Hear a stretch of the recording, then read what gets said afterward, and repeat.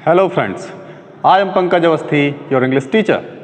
आज का हमारा टॉपिक है UP board 12th class inter का सेकंड चैप्टर। फर्स्ट चैप्टर आपके पास भेजा जा चुका है, अपलोड है, आप उसको कभी भी देख सकते हैं। आज हम लोग सेकंड चैप्टर कंटिन्यू करने जा रहे हैं यूपी बोर्ड का। सेकंड चैप्टर इंग्लिश का कौन सा है? अ फेलो ट्रेवलर। चैप्टर का टाइटल है अ फेलो ट्रेवलर। अ फेलो ट्रेवलर का मतलब होता है एक सहयात्री। आपने भी कई बार यात्रा किया होगा, तो जो लोग साथ में हमारे यात्रा करते हैं वो हमारे सहयात्री होते हैं। यही इसका टाइटल है, रिटन बाय A.G. गार्डिनर। इसके राइटर कौन है? A.G. गार्डिनर। और ये जो चैप्टर है ये फर्स्ट वर्ल्ड वॉर, प्रथम विश्व युद्ध के दौरान लिखा गया था।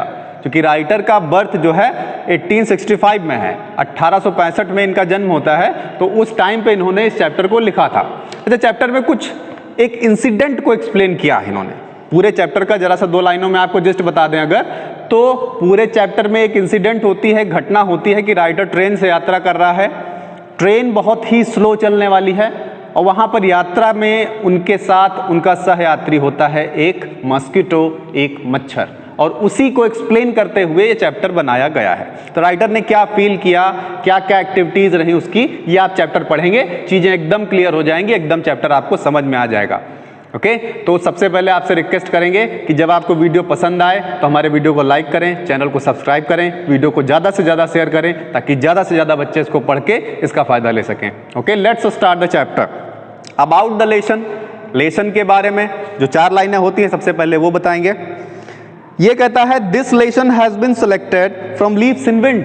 ये जो लेसन है ये लिया गया है, हैज़ बीन सेलेक्टेड, ये चुना गया है, लिया गया है from leaves in wind. Book का नाम है लीव्स इन विंड, ये राइटर ने लिखी है। राइटर ने चैप्टर ही केवल नहीं लिखा है, एक बुक लिखी है जिसका नाम है, टाइटल है लीव्स इन विंड, और उससे ये चैप्टर लिया गया है, निकाला गया है। Which gave him fame, जिसने राइटर को प्रसिद्धि दी। फेम का मतलब होता है प्रसिद्धि। इस बुक की वजह से राइटर को बहुत प्रसिद्धि मिली। It recounts a train journey that the author undertook in a slow local train and his encounter with a mosquito. It recounts, it का मतलब ये बुक जो लीव्स इन विंड है, बुक याद दिलाती है, पुनः याद करती है अ ट्रेन जर्नी, एक रेल की यात्रा को, एक रेल की यात्रा की याद दिलाती है, दैट द ऑथर अंडरटुक, जिसको लेखक ने किया था, जिस यात्रा को लेखक ने किया था, यात्रा की थी लेखक ने, अंडरटुक का मतलब किया था। In a slow local train, in a slow बहुत ही धीमी चलने वाली लोकल ट्रेन, मतलब कम दूरी की ट्रेन। जो लोकल ट्रेन होती है उसका मतलब होगा छोटी दूरी की ट्रेन। छोटी दूरी की ट्रेन थी जिसमें राइटर ने यात्रा किया था। And his encounter with a mosquito, encounter का मतलब होता है बेटा सामना करना, सामना हो जाना। तो हिज इनकाउंटर, राइटर का सामना होता है विद अ मॉस्किटो, एक मच्छर से। ट्रेन में यात्रा के दौरान लेखक का सामना होता है एक मच्छर से, उसी घटना को एक्सप्लेन करता है। The mosquito was his fellow traveler, जो मच्छर था वो राइटर का फेलो ट्रेवलर था। फेलो ट्रेवलर का मतलब सहयात्री था, राइटर का सहयात्री था एक मच्छर। Okay, in this essay he develops a feeling of affection for a mosquito. In this एसे, इस एसे में, एसे का मतलब वैसे तो हिंदी में निबंध होता है, लेकिन ये शॉर्ट राइटिंग भी हो सकती है, छोटा लेख, छोटा लेख को भी एसे बोला जाएगा। ओके, इन दिस एसे, इस निबंध में ही डेवलप्स, वह विकसित करता है, राइटर जो है वो विकसित करता है a feeling of affection. Affection का मतलब होता है स्नेह, एक स्नेह की भावना को, एक लगाव की भावना को, एक प्रेम की भावना को लेखक विकसित करता है फॉर अ मॉस्किटो, किसके लिए? मच्छर के लिए। मच्छर के लिए एक स्नेह की भावना राइटर के मन में आती है। Regarding him as a fellow traveller, उसको अपना सहयात्री मानते हुए।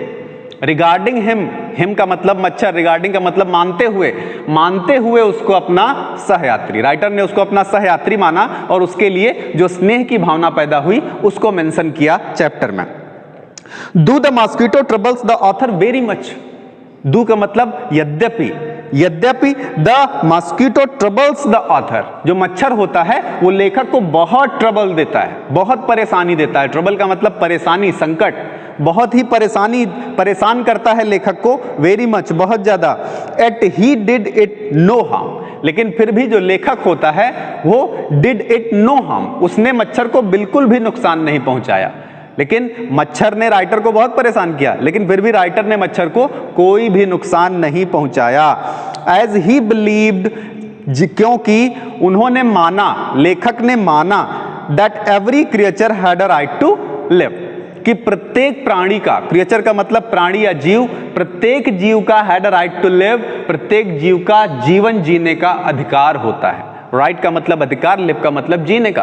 प्रत्येक जीव का इस पृथ्वी के ऊपर जीने का अधिकार होता है। तो इसी सोच को आगे बढ़ाते हुए लेखक ने मच्छर का कोई नुकसान नहीं किया। सो ही फॉलोड द प्रिंसिपल, इसलिए लेखक ने इस सिद्धांत का अनुसरण किया। प्रिंसिपल का मतलब हो जाता है सिद्धांत, फॉलो का मतलब अनुसरण किया। इसलिए लेखक ने इस सिद्धांत का अनुसरण किया कि लिव एंड लेट लिव, जियो और जीने दो। Live and let others live, जियो और जीने दो। ये कहावत है, इसको इंग्लिश में कहा जाता है लिव एंड लेट लिव, जियो और दूसरों को जीने दो। Thus the essay of fellow traveler takes us through different states of the essay's mind. Thus का मतलब होता है बेटा इस प्रकार the essay का मतलब लेख, इस प्रकार यह लेख जो है जिसका टाइटल है अ फेलो ट्रेवलर, एक सहयात्री, देखिए इन्वर्टेड कामा के अंदर लिखा हुआ है, टेक्स अस थ्रू, ये हमें ले जाता है different states of the assets mind. ये जो लेखक है, एसेइस्ट का मतलब हो जाएगा निबंधकार, लेखक, राइटर के डिफरेंट स्टेट्स ऑफ माइंड, के दिमाग की विभिन्न स्थितियों को दर्शाता है। ये लेखक के दिमाग की, सोच की विभिन्न स्थितियों, चूंकि चैप्टर जब आप पढ़ते हैं तो इसमें लेखक का दिमाग एक दो बार बदलता हुआ दिखाई देता है। पहले लेखक कुछ और सोच रहा था, बाद में कुछ और सोच रहा है। ये चैप्टर में चीजें क्लियर हो जाएंगी। तो लेखक के दिमाग की विभिन्न स्थितियों को दिखाता है। As he tries to deal with the mosquito, जिस प्रकार से वो मच्छर के साथ, मॉस्किटो के साथ डील करने की कोशिश करता है। ट्राई का मतलब कोशिश करना, डील का मतलब व्यवहार करना। तो जिस प्रकार वो मच्छर के साथ, मॉस्किटो के साथ व्यवहार करने की कोशिश करता है, उसकी 3 स्थितियों को ये टाइटल दिखाता है।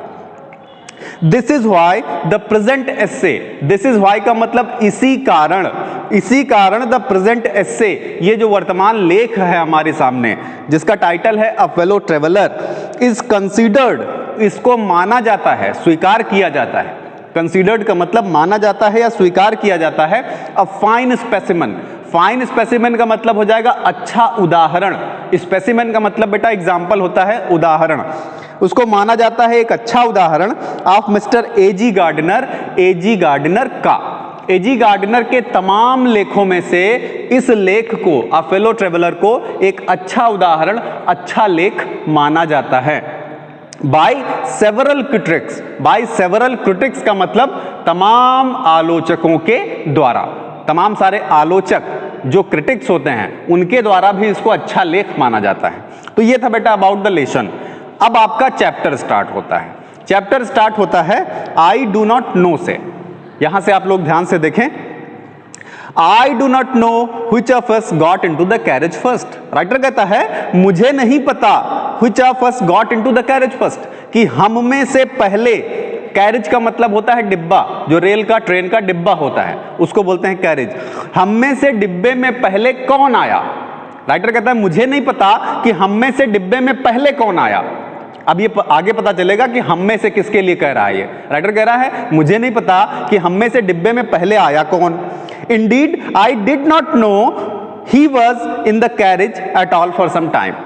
इंडीड का मतलब होता है वास्तव में, वास्तव में आई डिड नॉट नो, मैं नहीं जानता था, मुझे नहीं पता था, वास्तव में मुझे पता नहीं था। He was in the carriage, कि वो डिब्बे में पहले से ही था। At all for some time, थोड़ी देर पहले से ही था।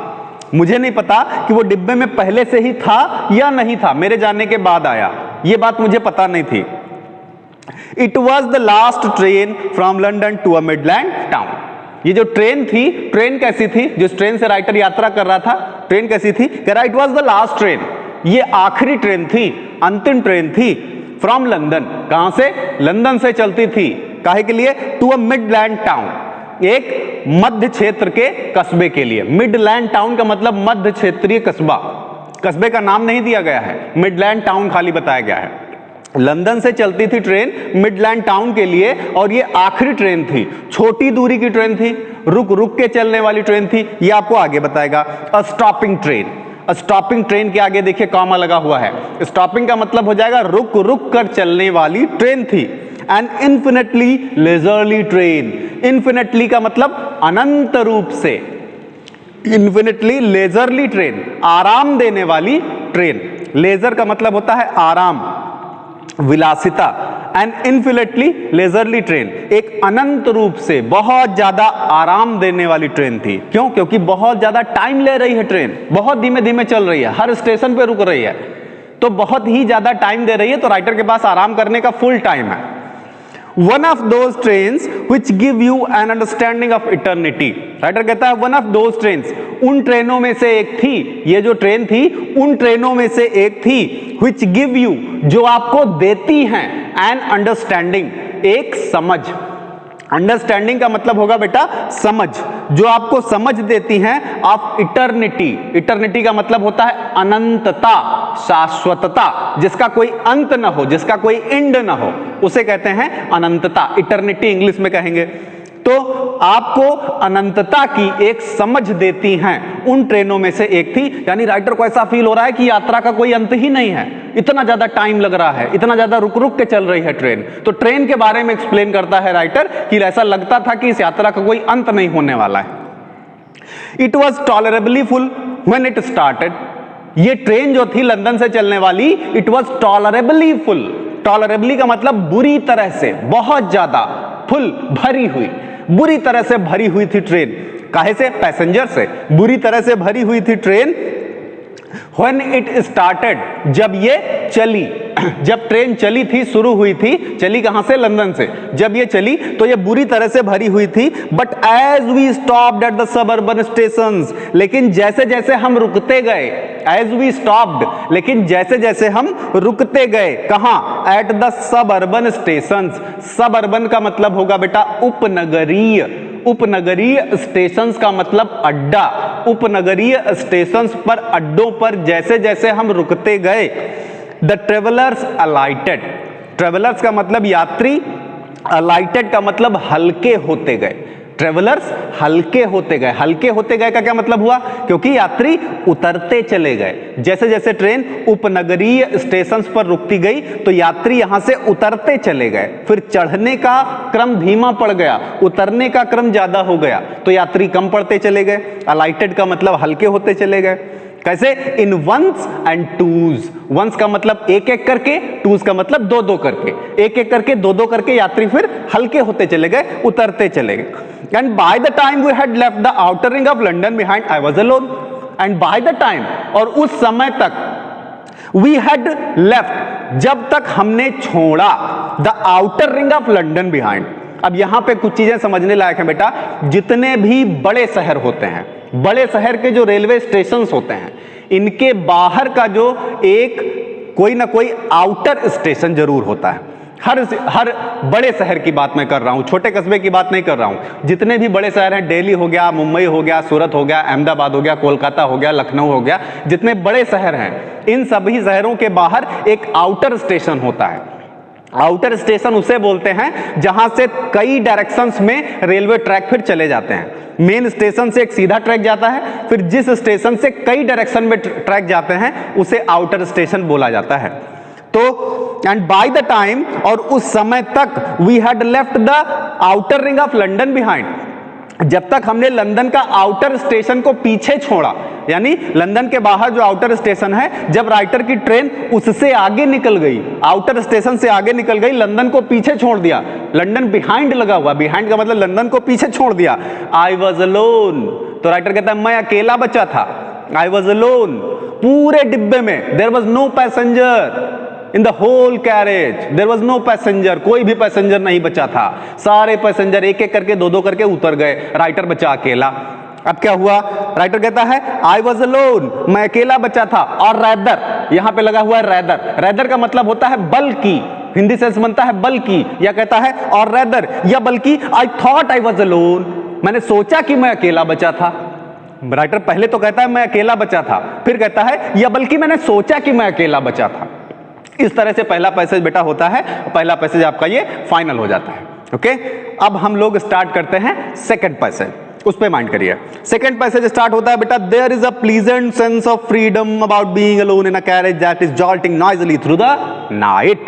फिर बेटा अभी तक तो ये ट्रेन की बात कर रहा था, अब ये बात करेगा कि हम अगर ट्रेन के डिब्बे में, ट्रेन का जो कंपार्टमेंट होता है डिब्बे में, अगर हम अकेले यात्रा कर रहे हो तो हम क्या क्या कर सकते हैं। वहां पे कोई नहीं है हमारे पास, कोई सहयात्री नहीं है, तो हम क्या क्या कर सकते हैं। There is a pleasant sense, writer कहता है एक सुखद अनुभव होता है। प्लीजेंट सेंस, सुखद सेंस, अनुभव होता है फ्रीडम, काहे का, आजादी का। एक सुखद अनुभव होता है आजादी का, about being alone in a carriage, एक डिब्बे में अकेले होने पर, किसी ट्रेन के डिब्बे में अकेले होने पर, अकेले यात्रा करने पर आजादी का सुखद अनुभव होता है, क्योंकि कोई मुझे देखने वाला नहीं है। That is jolting noisily through the night. Jolting का मतलब होता है बेटा जर्क, जर्क एक वर्ड आता है जिसका मतलब होता है झटका देना, तो जॉल्ट का मतलब हो जाएगा झटके देकर, क्योंकि ट्रेन जब चलती है तो हल्का सा झटका फील होता है, उसकी बातें कर रहा है। दैट इज जॉल्टिंग, जो झटके दे रही है, नॉइजली, शोर करते हुए, आवाज करते हुए, थ्रू द नाइट, रात के दौरान। रात के दौरान वैसे भी शोर ज्यादा तेज सुनाई देता है, और ये बात हो रही है एकदम 19वीं सेंचुरी की स्टार्टिंग की, 1914 की बात हो रही है, तो उस टाइम पे जो ट्रेन्स होती थी उनकी आवाज भी बहुत ज्यादा होती थी। इस तरह उनकी बात कर रहा है, जो ट्रेन रात के दौरान झटका देकर शोर करते हुए चल रही है, ऐसी ट्रेन में अकेले यात्रा करना आजादी का सुखद अनुभव होता है। ये था आपकी पहली line. It is liberty and unrestrained, तो इट इज लिबर्टी, राइटर कहता है ये आजादी होती है, अकेले यात्रा करना आजादी होती है। एंड अनरिस्ट्रेन्ड, अनरिस्ट्रेन्ड का मतलब होता है असीमित, जिसकी कोई लिमिट नहीं है, लिमिटलेस, एंडलेस, असीमित। अनरिस्ट्रेन्ड आजादी होती है, और आजादी भी असीमित होती है। In a very agreeable form, agreeable का मतलब होगा सुखद, सुखद रूप में, आराम देने वाले, आनंद देने वाले रूप में। हम कुछ भी कर सकते हैं, जब डिब्बे में अकेले हैं तो कोई हमें देखने वाला नहीं है, हम कुछ भी कर सकते हैं। तो आजादी का सुखद अनुभव देने वाली ये एक स्थिति होती है जो कि असीमित होती है। You can do anything you like, writer कहता है यू कैन डू, आप कर सकते हैं, एनीथिंग, कुछ भी आप कर सकते हैं, कुछ भी, यू लाइक, जो आप करना चाहें, आप कुछ भी कर सकते हैं जो आप करना चाहें। अगर आप डिब्बे में अकेले हैं तो जो आप करना चाहें वो करिए। You can talk to yourself as loud as you please, you can talk to yourself, कहता है आप बात कर सकते हैं, टू योर सेल्फ, खुद से, स्वयं से, आप स्वयं से बात कर सकते हैं। As loud as you please, इतना तेज जितना तेज आप बात करना चाहें, जितना तेज बात करना आपको अच्छा लगे उतना तेज बात करिए, अपने आप से बात करिए। राइटर कहता है अकेले हैं तो अपने आप से बात करिए। And no one will hear you, और कोई भी आपको सुन नहीं पाएगा, कोई भी आपको सुनेगा नहीं, आप अपने आप से बात करिए, कोई आपको नहीं सुनेगा। You can have that argument out with Jones, कहता है you can have that argument, आप आर्ग्यूमेंट कर सकते हैं, तर्क वितर्क कर सकते हैं, बातचीत कर सकते हैं, किसके साथ, आउट विद जोन्स, जोन्स के साथ। ये जो बेटा जोन्स नाम लिखा हुआ है, ये एक इमेजिनरी कैरेक्टर है राइटर के दिमाग का, एक काल्पनिक चरित्र है। जोन्स का मतलब आप कोई भी नाम रख के वहां पे सोच सकते हैं, उस जगह पे अपने दुश्मन को, एनिमी को वहां पे सोचिए कि मेरे सामने बैठा हुआ है मेरा दुश्मन, और उसके साथ आप बातचीत करिए, लड़ाई झगड़ा करिए, और लड़ाई झगड़ा करके उसको हरा दीजिए बातचीत में, क्योंकि सामने वो है ही नहीं, सिर्फ हमने माना हुआ है ऐसा है। तो राइटर जो मानता है वो जोन्स नाम का एक कैरेक्टर मानता है, आप कुछ भी अपने समझने के लिए मान सकते हैं। फिर कहता है you can have that argument out with Jones, आप जोन्स के साथ आर्ग्यूमेंट कर सकते हैं, तर्क वितर्क कर सकते हैं। एंड रोल हिम ट्रम्फेंटली, और उसे हरा सकते हैं, रोल हिम, उसे मिट्टी में मिला सकते हैं, हरा सकते हैं। ट्रम्फेंटली, ट्रम्फेंटली का मतलब अपने आप को जिताते हुए, अपने आप को विजेता बनाते हुए, अपने आप को जिताते हुए अपने दुश्मन को आप हरा सकते हैं। In the dust, in the dust का मतलब दुश्मन को आप मिट्टी में मिला सकते हैं, धूल में मिला सकते हैं। Without fear of a counter stroke, बिना किसी जवाबी बातचीत के, विदाउट फियर, बिना किसी डर के, विदाउट फियर का मतलब बिना किसी डर के, काहे का डर, of a counter stroke, counter stroke का मतलब होता है जवाबी बातचीत। जब आप किसी के सामने लड़ाई झगड़े वाली बातचीत करते हैं तो सामने वाला भी तो कुछ बोलेगा, और जब कोई है ही नहीं तो बोलेगा क्या, ट्रेन के डिब्बे में कोई है ही नहीं, सिर्फ कल्पना करते हैं कि हमारा दुश्मन सामने है, उससे लड़ाई करिए, उसको हरा दीजिए, मिट्टी में मिला दीजिए, यही राइटर कह रहा है। ओके, हम कुछ भी कर सकते हैं। You can stand on your head, फिर कहता है यू कैन स्टैंड, आप खड़े हो सकते हैं। कहां? ऑन योर हेड, अपने सर के बल, सर नीचे करके पैर ऊपर कर लीजिए, ऐसा कह रहा है, आप अपने सर के बल खड़े हो सकते हैं। And no one will see you, और कोई भी आपको देखेगा नहीं, कोई भी आपको देख नहीं पाएगा, आप अपने सर के बल खड़े हो जाइए। यू कैन सिंग और डांस, आप गाना गा सकते हैं और डांस या फिर नाच सकते हैं, आप गाना गा सकते हैं या नाच सकते हैं। और टू स्टेप, बहुत ज्यादा तो नहीं जगह होती है, लेकिन कहता है एक दो कदम।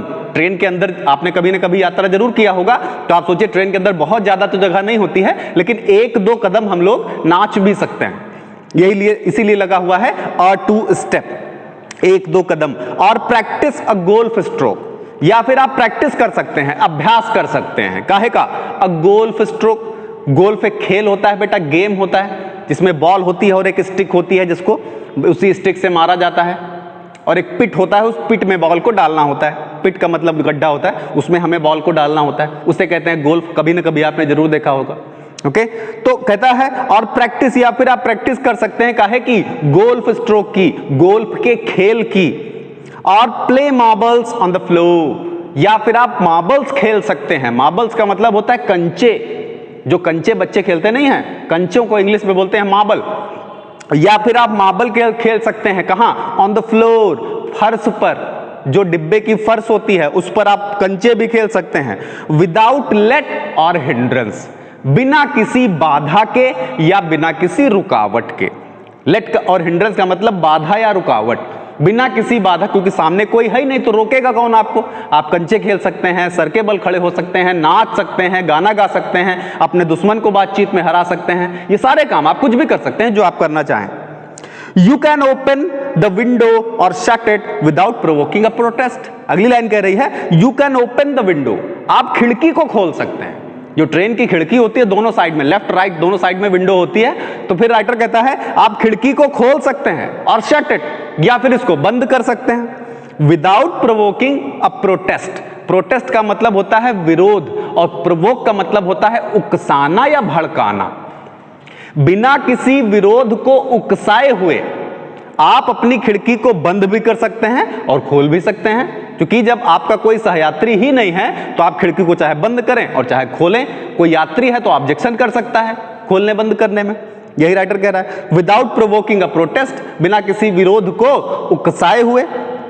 You can open both Windows और शट बोथ, आप दोनों खिड़कियों को, क्योंकि जो विंडो होती है वो पेयर में होती है, जोड़े में होती है, आप देखिएगा लेफ्ट राइट दोनों साइड में होती है ट्रेन की। तो राइटर कहता है you can open both Windows, आप दोनों खिड़कियों को खोल सकते हैं, और शट बोथ, या फिर दोनों खिड़कियों को आप बंद भी कर सकते हैं। दोनों विंडो को खोल भी सकते हैं, दोनों विंडो को बंद भी कर सकते हैं। Indeed you can go on opening them and shutting them, indeed वास्तव में, यू कैन गो ऑन आप जारी रख सकते हैं, गो ऑन का मतलब जारी रख सकते हैं, opening them and shutting them खोलते हुए एंड बंद करते हुए, यानी बार बार खोलिए बार बार बंद करिए।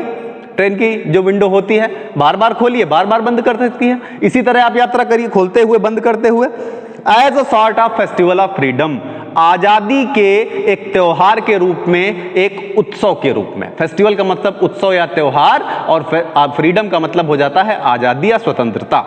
तो आजादी के एक त्योहार के रूप में आजादी मनाते हुए आप विंडो को बार बार खोलिए बार बार बंद करिए, ऐसा भी कर सकते हैं। You can have any corner you choose, आप किसी भी कोने पर बैठ सकते हैं। डिब्बा जो ट्रेन का बड़ा होता है उसमें आप किसी भी कोने पर बैठ सकते हैं। And try all of them in turn, और बारी बारी से हर कोने पे बैठ सकते हैं। एक कोने पे बैठ के भी यात्रा कर सकते हैं, और आप अगर चाहें तो बारी बारी से थोड़ी थोड़ी देर बाद किसी किसी कोने पर, अलग अलग कोने पर भी बैठ सकते हैं। Okay, you can lie at full length, आप अपनी पूरी लंबाई के साथ लेट सकते हैं। लाई का मतलब लेटना, एट फुल लेंथ का मतलब पूरी लंबाई के साथ, जितना आपका शरीर है पूरी लंबाई के साथ आप लेट भी सकते हैं। कहां? ऑन द क्यूजन्स, क्यूजन का मतलब होता है गद्दा, जो कुशन वर्ड आता है इसका मतलब होता है गद्दे। तो ट्रेन की सीट जो होती है गद्दे नुमा, गद्देनुमा कुछ उसमें फॉर्म वगैरह लगा होता है, उसकी बात ये कर रहा है। You can lie at full length, आप अपनी पूरी लंबाई के साथ लेट सकते हैं ऑन द कुशन्स, गद्दों पर, and enjoy the luxury of breaking the regulations, and enjoy, और आप आनंद ले सकते हैं, मजा ले सकते हैं, काहे का, एंजॉय द लग्जरी, आनंद का मजा ले सकते हैं, ऑफ ब्रेकिंग द रेगुलेशंस, नियमों को तोड़ने का मजा ले सकते हैं। क्योंकि ट्रेन की सीट पर लेट के यात्रा करने का नियम तो है नहीं जो पैसेंजर ट्रेन होती है, पैसेंजर ट्रेन पे लेट के यात्रा करने का तो नियम है नहीं जो लोकल ट्रेन होती है, लेकिन फिर भी जब कोई नहीं है तो आप लेट के भी यात्रा कर सकते हैं और नियमों को तोड़ने का मजा ले सकते हैं। ब्रेक का मतलब तोड़ना, रेगुलेशन का मतलब नियम। And possibly the hurt of DORA, जिसको शॉर्ट में डोरा बोला जाता है, DORA, एंड पॉसिबली, और संभवतः, हर्ट, आप दिल को तोड़ने का मजा ले सकते हैं, काहे के, डोरा के। DORA का मतलब होता है बेटा डिफेंस ऑफ रिल्म एक्ट। ये एक एक्ट है, एक कानून है जो कि लंदन की असेंबली में पास किया गया था। डिफेंस ऑफ रिल्म एक्ट जो होता है सरकारी संपत्तियों की सुरक्षा का कानून, ये 8 अगस्त 1914 में ये पास हुआ था। ये जो बिल है, ये एक्ट है, ये पारित हुआ था, पास हुआ था, कानून बना था 8 अगस्त 1914 को। और आपको ये मालूम होना चाहिए कि हमारा फर्स्ट वर्ल्ड वॉर, प्रथम विश्व युद्ध जो चला था वो 1914 से लगा के 1918 तक, 4 साल तक चला था फर्स्ट वर्ल्ड वॉर। तो उसी दौरान जो सरकारी संपत्तियां होती हैं, सरकार की संपत्तियों की सुरक्षा का कानून जो पास हुआ था वहां की संसद से, पार्लियामेंट से, उसको कहा गया था डोरा। यानी सरकारी संपत्ति को आप हानि नहीं पहुंचा सकते, नुकसान नहीं पहुंचा सकते, उसकी बात यहां पे राइटर मेंशन कर रहा है। ओके, फिर कहता है आप डोरा को तोड़ने का भी मजा ले सकते हैं, यानी इस एक्ट का, इस कानून को तोड़ने का भी मजा आप ले सकते हैं। Herself only Dora will not know, और ये कानून आपको जान नहीं पाएगा, that her heart is broken, कि उसका दिल तोड़ दिया गया है। ये जो दिल तोड़ दिया, कानून का कोई दिल तो होता नहीं है, इसका कहा जाएगा कि कानून को तोड़ दिया गया है। ये कानून जान भी नहीं पाएगा। क्यों नहीं जान पाएगा? क्योंकि कोई कंप्लेंट नहीं है, कोई कंप्लेनेंट नहीं है, बताने वाला कोई नहीं है, शिकायत करने वाला कोई नहीं है। ओके, तो ये कानून भी नहीं जान पाएगा कि उसको तोड़ दिया गया है। फिर कहता है यू हैव स्कैप्ड इवन डोरा, आप डोरा के कानून से बाहर निकल चुके हैं। डोरा जो कानून है उससे, स्कैप का मतलब होता है बाहर निकलना, तो आप डोरा के कानून से बाहर निकल चुके हैं जब आप ट्रेन में अकेले यात्रा करते हैं। ओके बेटा, इस तरह से आपके 2 पैसेज ये फाइनल हो जाते हैं। अगला वीडियो, अगला जो चैप्टर आपका बच रहा है, नेक्स्ट वीडियो में आपको सेंड किया जाएगा। जितना आपको आज बताया गया, इसको ध्यान से पूरा वीडियो वॉच करिए। 1-2 बार जब आप देख लेते हैं तो ये आपको और बेहतर समझ में आता है। ओके, चैप्टर पूरा फाइनल करने के बाद आपको क्वेश्चन आंसर भी दिए जाएंगे। और अगर ये वीडियो आपको पसंद आया हो, ये 2 पैसेज आपकी समझ में आए हो, तो हमारे चैनल को लाइक कीजिए, इसको सब्सक्राइब कीजिए और इस वीडियो को ज़्यादा से ज़्यादा शेयर कीजिए बच्चों में, ताकि ज़्यादा से ज़्यादा बच्चे इसका फायदा ले सकें। Okay, thanks for watching the full video. Thank you.